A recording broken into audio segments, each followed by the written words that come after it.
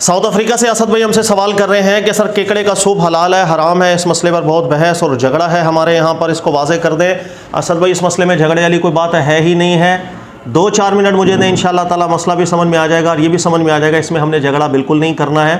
اگر کوئی شخص کیکڑے کے سوپ کو حلال سمجھ رہا ہے، پی رہا ہے، کوئی مسئلہ نہیں ہے۔ اگر کسی کا ذہن اس جانب مائل ہے کہ یہ حلال نہیں ہے، اس میں بھی کوئی مسئلہ نہیں ہے۔ دیکھیے گا ہمارے دین کے اندر مسئلے اخذ جو کرتے ہیں، مسائل کا نتائج نکالتے ہیں، یہ 2 طرح ہوتا ہے۔ یا تو کسی چیز کو ہمارا دین بالکل نام لے کر حرام کر دے، جیسے خنزیر کا گوشت اللہ نے نام لے کر جانور کا ذکر کر دیا۔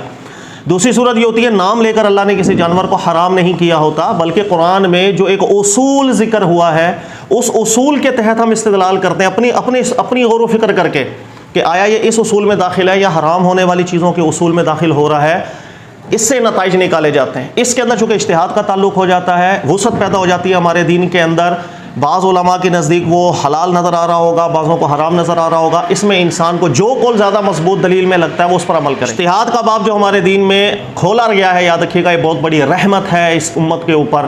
اگر اجتہاد کا باب بند ہوتا تو شاید شبہ پیدا ہو جاتا یہ دین اللہ کی طرف سے نہیں ہے، چونکہ دین فطری ہے اور ہر انسان کی سوچ ہے، سمجھ ہے، استدلال کرنے کا، تفکر کرنے کا، تدبر کرنے کا زاویہ الگ ہوتا ہے، لہذا یہ ضروری تھا اس فطرت کا خیال کیا جاتا اور اس کے اندر اجتہاد کے دروازے کو کھول دیا جاتا۔ اب میں استدلال آپ کو سمجھا دیتا ہوں۔ کیکڑا ہے وہ حلال ہے حرام، اس کا سوپ حلال ہے حرام، کیکڑا نام لے کر تو قرآن میں ذکر نہیں ہوا ہے۔ میں استدلال آپ کو بیان کرتا ہوں علماء کے حلال اور حرام دونوں کے، تاکہ آپ کو بات بالکل سمجھ میں آ جائے۔ دیکھیے گا جب نام لے کر کے یہ چیز قرآن نے منع نہیں کی ہے تو جو حلال اور حرام کے اصول ہیں اس سے استدلال ہوگا۔ وہ اصول یہ ہے کہ اللہ تعالیٰ نے واضح طور پر فرما دیا کہ طیبات آپ پر حلال ہے، وَيُحَرِّمُ عَلَيْهِمُ الْخَبَائِث، اور یہ رسول صلی اللہ علیہ وسلم ہر خبیث چیز کو حرام کر دیتے ہیں۔ الخبائث کا جو لفظ ہے اپنے اندر عموم بہت زیادہ رکھتا ہے، یعنی دنیا میں ہر وہ چیز جس پر خبیث کا اطلاق کامل ہوگا وہ چیز ہمارے دین کے اندر حلال نہیں ہو سکتی ہے، اور ہر وہ چیز جو طیب ہوگی وہ حلال ہوگی۔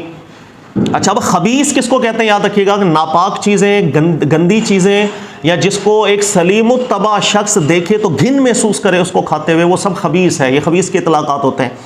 تو خبیث چیز کے اطلاق کے زمرے میں ایک فہرست بن جاتی ہے۔ قرآن میں فہرست تو ذکر نہیں ہے، ایک اصول دے دیا۔ جب علماء نے غور کیا تو امام ابو حنیفہ رحمۃ اللہ تعالیٰ علیہ ان کا استدلال اس جانب مائل ہوتا ہے، وہ یہ ذکر کرتے ہیں کہ کوئی بھی انسان جو سلیم الطبع ہو، ماحول اور معاشرے کی عادات نے اس کو خراب نہ کر دیا، اس کی طبیعت کو خراب نہ کر دیا، وہ سلیم الطبع ہو، اس کے سامنے جتنے بھی کیڑے مکوڑے لے کر کے وہ کھاتے ہوئے گھن محسوس کرے گا، لہذا یہ سب چیزیں بھی خبیث ہیں۔ اب نام لے کر حشرات الارض کو قرآن نے حرام نہیں رکھا، لیکن یہ سب کی سب جو چیزیں ہیں خبیث کے اندر داخل ہو جاتی ہیں۔ اسی طریقہ کار سے پانی کی بھی، جس طرح اللہ نے فرمایا نا کہ پانی کا شکار تم پر حلال ہے اور اس کا کھانا حلال ہے، لیکن خبیث چیز کبھی بھی حلال نہیں ہو سکتی۔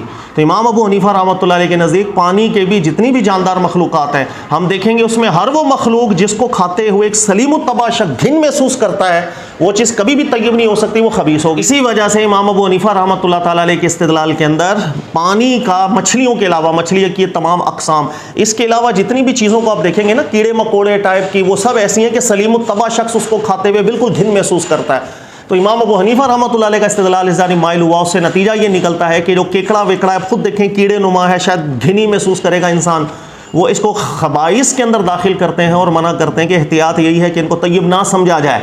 لہٰذا بہت بڑا طبقہ ہمارے یہاں لوگوں کا ہے اس استدلال کو وہ لائک کرتے ہیں، پسند کرتے ہیں، انہیں اچھا لگتا ہے، یہ اطلاق اچھا لگتا ہے، وہ ان چیزوں کو کھانے میں احتیاط کرتے ہیں۔ لیکن اس کے مقابلے میں امام مالک رحمۃ اللہ علیہ ہوں یا دیگر علماء کرام ہوں، وہ اس استدلال پہ بہت سے نقد وارد کرتے ہیں، وہ اس اطلاق کو ٹھیک نہیں سمجھ رہے۔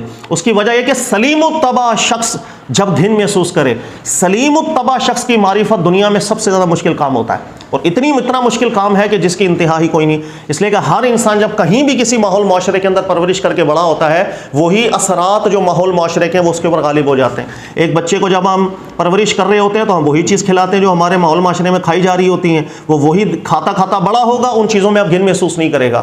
تو امام مالک ہوں یا دیگر علماء وہ کہتے ہیں سلیم الطبع شخص کی معرفت اتنا مشکل کام ہے، ہر بندہ ماحول کے اثر سے متاثر ہوگا، تو ہم یہ فیصلہ سلیم الطبع کو ڈھونڈ کر کے کریں گے تو دین بہت مشکل ہو جائے گا۔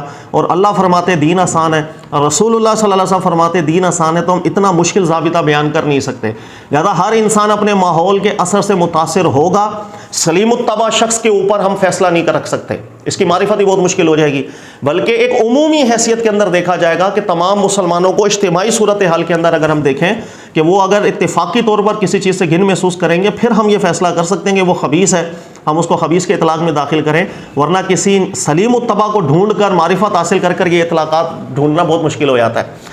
اس لیے امام مالک رحمۃ اللہ تعالیٰ علیہ یا امام شافعی رحمۃ اللہ علیہ، امام احمد بن حنبل رحمۃ اللہ علیہ یا دیگر مجتہدین، ان کا استدلال اس جانب مائل ہوتا ہے کہ جن بہت سے ماحول معاشرے کے اندر سمندر کی بہت سی چیزیں کھائی جاتی ہیں، کیکڑا بھی کھایا جاتا ہے، دیگر چیزیں بھی جو ہے وہ کھائی جاتی ہیں اور وہ گھن محسوس نہیں کرتے ہیں. اور اجتماعی طور پر جب اس پر خبیث کا اطلاق ہم نہیں کر رہے ہیں تو ہم اس کو بالکل خبیث کے اندر داخل کر ہی نہیں سکتے، بلکہ اسی عموم میں داخل کریں گے جو اللہ ذکر کر رہے ہیں. کہ اللہ فرماتے ہو حل لکم صید البحر وطعامہ، اللہ نے سمندر کا شکار ہو، سمندر کا کھانا ہو، سب تمہارے لیے حلال کر دیا. وہ اسی عموم میں داخل کرتے ہیں. ہر وہ چیز جو کھانے کے قابل ہم کھا سکتے ہیں، بشرط یہ کہ وہ زہریلی چیز نہ ہو، ہمارے جسم کو نقصان دینے والی چیز نہ ہو. تو یہ اصل میں فہم کا یوں اختلاف ہوا، استدلالی یہ اختلاف ہے.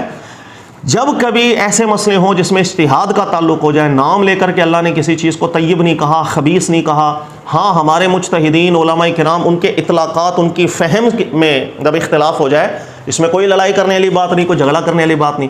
جس زاویے سے امام ابو حنیفہ کی تحقیق ہے آپ اس کو دیکھیں گے، وہ بھی بڑی پسند آئے گی آپ کو کہ بالکل جی یہ چیزیں گھن تو کرتی ہیں، ورنہ کیڑے مکوڑے بھی کھانا حلال ہو جائیں. کیڑے مکوڑے ہم کیوں نہیں کھاتے؟ چائنا والے تو بڑے شوق سے کھاتے ہیں، اس لیے کہ ہماری طبیعت گھن محسوس کرتی ہے. لیکن جس زاویے سے امام مالک یا دیگر مجتہدین بات کر رہے ہیں وہ بھی بڑا نفیس ہے، اور دنیا کی اکثریت اسی استدلال کو قبول کرتی ہے جو امام مالک کا تھا، جو امام شافعی رحمۃ اللہ علیہ کا یا دیگر مجتہدین کا ہے. لڑائی جھگڑے والی بالکل بات نہیں ہے. کوئی بھی مسئلہ اس نوعیت کا ہوتا ہے جس میں فہم کے اختلاف کی گنجائش ہے، اس میں آپ لوگوں کو یا اہل علم جو بھی ہیں وہ دونوں راہیں لوگوں کو سامنے رکھیں اور بیان کریں کہ مسئلہ اجتہادی نوعیت کا ہے. لڑائی جھگڑا بحث مباحثے کی کیا اس میں تک کیا بنتا ہے؟ اس معاملے میں اللہ نے نرمی چھوڑ دی، اس کے رسول صلی اللہ علیہ وسلم نے نرمی چھوڑ دی، ہم اس میں سختی کیسے کر سکتے ہیں؟ دیکھیے گا اللہ کے نبی صلی اللہ علیہ وسلم کی مبارک بارگاہ میں دو شخص تھے، وہ کوئی سفر میں چلے گئے، وہاں دونوں کو وضو کی حاجت تھی، اور ایک نے جو ہے تیمم کر کے، پانی نہیں ملا، تیمم کر کے دونوں نے نماز پڑھ لی. تھوڑی دیر بعد پانی مل گیا، اس نماز کا وقت بھی تھا جو پڑھ لی تھی. تو ایک شخص نے سوچا یار پانی اب چونکہ مل گیا، انہوں نے دوبارہ وضو کیا، پھر نماز پڑھ لی.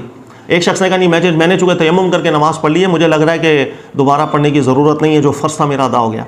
یہ دونوں جب اللہ کے نبی علیہ السلام کی مبارک بارگاہ میں آئے، اللہ کے نبی علیہ السلام نے ان سے سنا، ان کی فہم کو سنا، اجتہاد کی راہ بن رہی تھی.